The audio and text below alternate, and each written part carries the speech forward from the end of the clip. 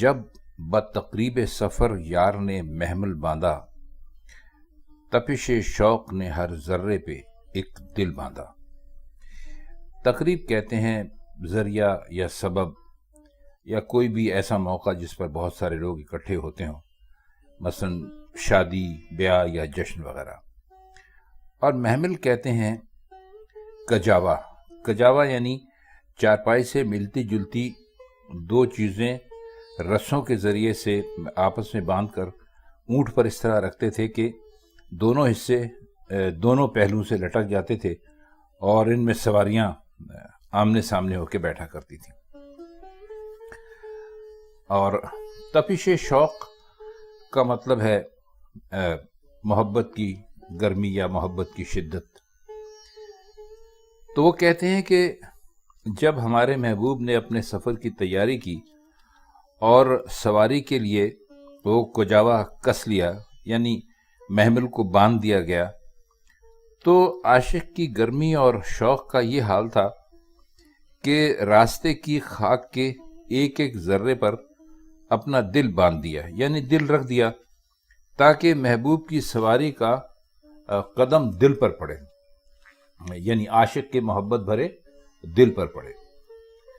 اب بظاہر یہ مطلب نہیں ہے کہ واقعی ہر ذرے پر ایک ایک دل باندھ دیا گیا، یہ تو ایک شاعرانہ سی بات ہے۔ مطلب یہ ہے کہ شوق کی بے قراری اور بے تابی ایسی صورت اختیار کر گئی تھی کہ خاک کا ذرہ ذرہ عاشق کا دل معلوم ہوتا تھا تاکہ سواری کا پاؤں اسی پر پڑے۔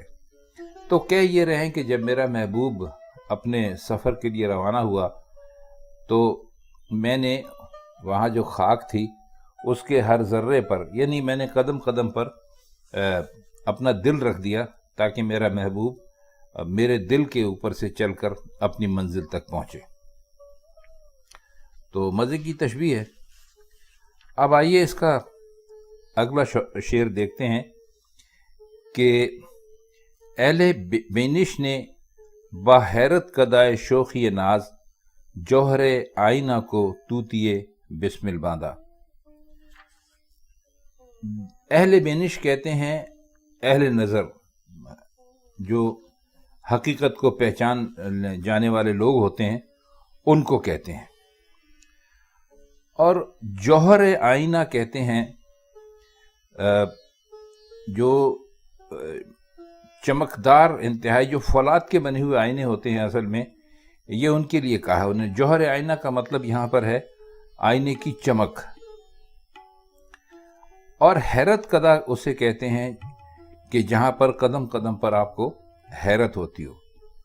اور شوخی ناز تو آپ کو معلوم ہے، اپنے محبوب کی شوخی کا ذکر کر رہے ہیں۔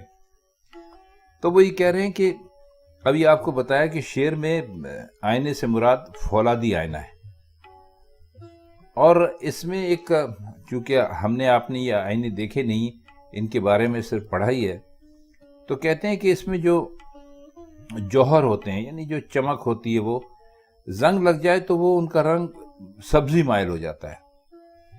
تو زنگ کی بدولت انہیں طوطی سے تشبیہ دی ہے۔ طوطی یعنی طوطا سمجھ لیجیے، سبز رنگ کا ہوتا ہے، اس لیے۔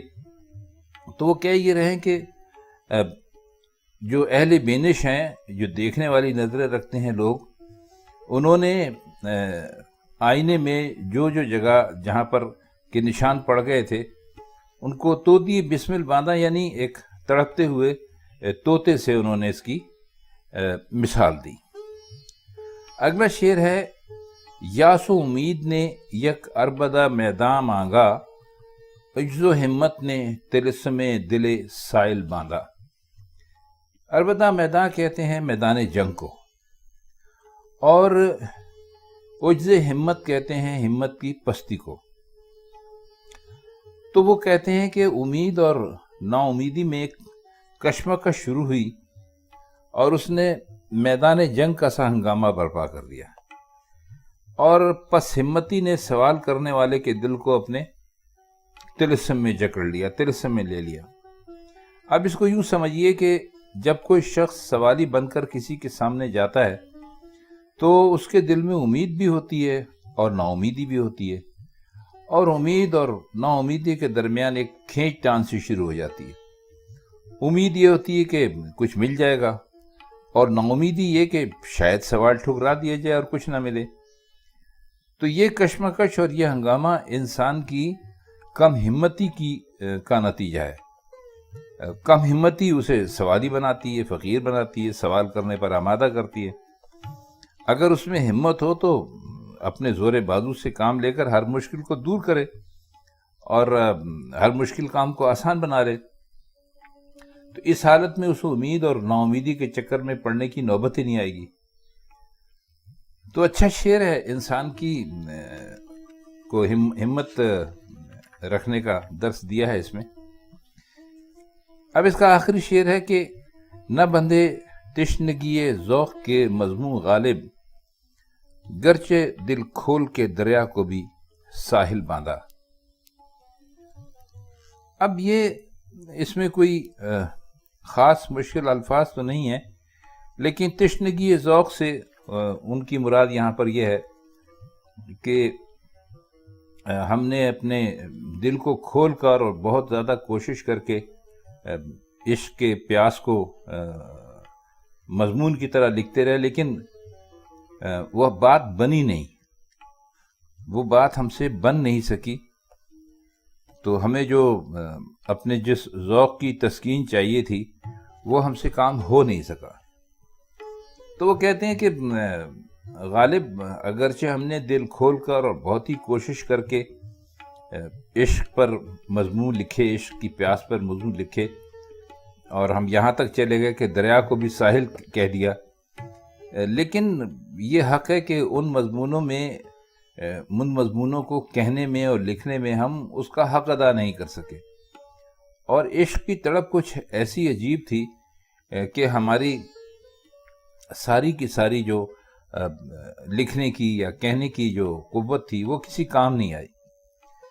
دریا کو ساحل باندھنے کا مطلب یہ ہے کہ ساحل آپ جانتے ہیں کہ ہمیشہ دریا پر رہتا ہے، مگر اس کی خشکی زائل نہیں ہوتی، یعنی اس کی پیاس بدستور قائم رہتی ہے۔